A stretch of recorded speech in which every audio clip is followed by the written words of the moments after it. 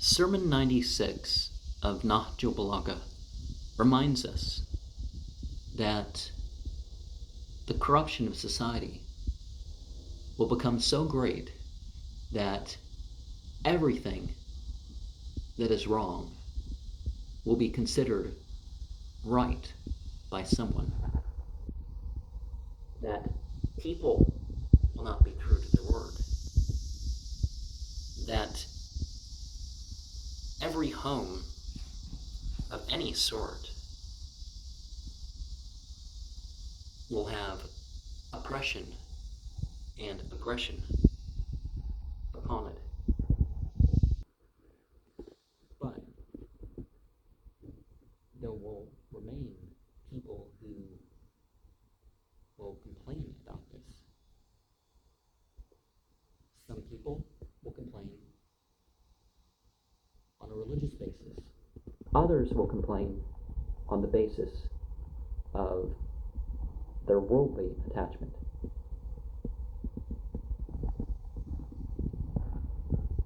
It will be a time when those in charge and those ruled over talk bad about each other. We definitely see that class warfare stuff right now rather than focusing on, the good and truth. Because, I've talked about the Nazism, but the thing is that look at all their supporters. That's how certain things happen. It's not just, 222 ruling families, 212 of a particular sort, but it's not just those groups. It's the people who support them. It's the people who excuse them. It's the people who do nothing when they could do something about it.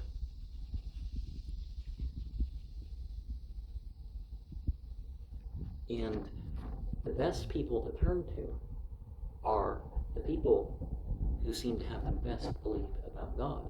And of course, the point of that is, what's been revealed to and inspired through the prophet of the age. And saying 129 reminds us not to talk bad about the creation for being a creation. Saying 130 was sort of an address to the people of the graves that, of course, taught the people around him. And I try to do a touch of that in my graveyard videos. I'm not praying for anybody that I shouldn't pray for. I am, investigating my feelings of the place, of course. It's sort of a spiritual practice. It's a reminder. But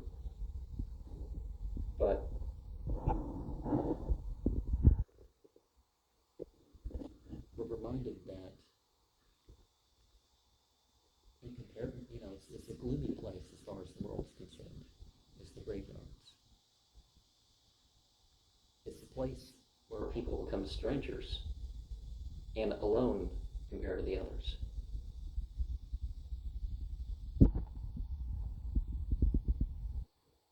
That, their worldly vessels themselves become wasted. And what's been left behind is, no longer theirs to use. And that includes their relationships.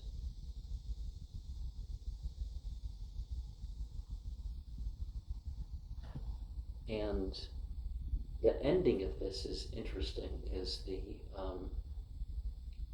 calling them to,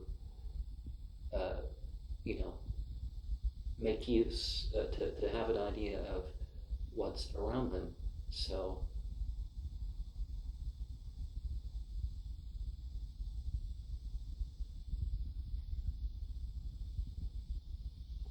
saying 131 is a big one. And it reminds us to speak, convey, remind, whatever, according to one's own power. And capability and to adapt things, of course, according to your audience.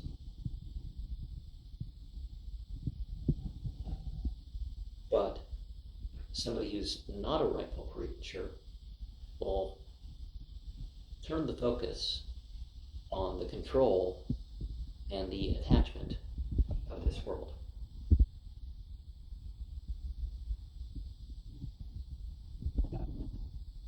But this was to a person that was speaking ill of the world.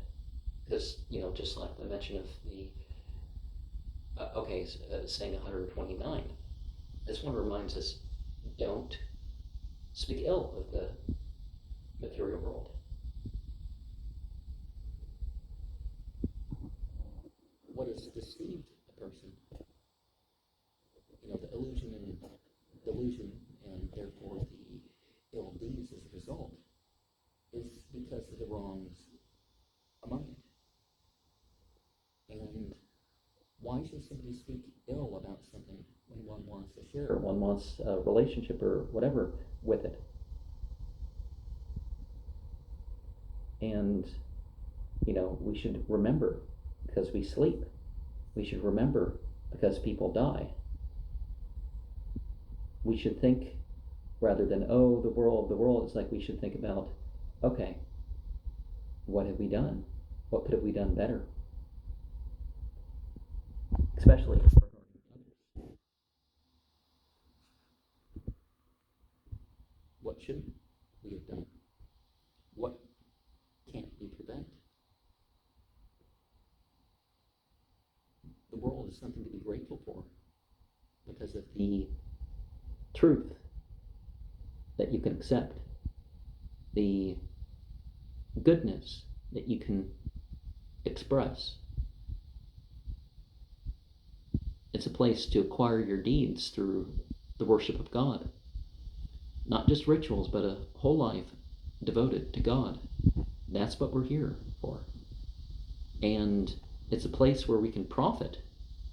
And our contentment with what's beyond our control, or that sort of thing, is, that's, again, a place for us to achieve merit for the next life.